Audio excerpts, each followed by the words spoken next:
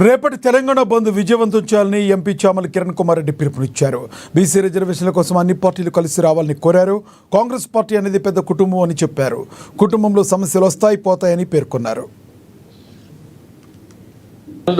ఇవ్వాలని ఒక ఆలోచనను రాహుల్ గాంధీ గారు తీసుకొస్తే తెలంగాణలో కామారెడ్డిలో బీసీ డిక్లరేషన్ సభ పెట్టి ఎన్నికలకు రాకముందే ఇచ్చినటువంటి మాటను నిలబెట్టుకునే ప్రయత్నం కాంగ్రెస్ ప్రభుత్వం చేసింది. కాంగ్రెస్ ప్రభుత్వం బీసీ కమిషన్ ని ఫామ్ చేయడమే కాకుండా డెడికేటెడ్ కమిషన్ ని హైకోర్టు ఆదేశాల మేరకు డెడికేటెడ్ కమిషన్ ని పెట్టి ఈ కులగణనను శాస్త్రీయబద్ధంగా చేసి కులగణనను చేయాలన్న పట్టుదలతోటి అటు అసెంబ్లీ వేదికగా అటు కౌన్సిల్ వేదికగా తర్వాత క్యాబినెట్ లో కూడా ఆర్డినెన్స్ ని ఆమోదం చేసి గవర్నర్ దగ్గరకు పంపించడం జరిగింది. తర్వాత కూడా హైకోర్టులో పిటిషన్ వేసిర్రు.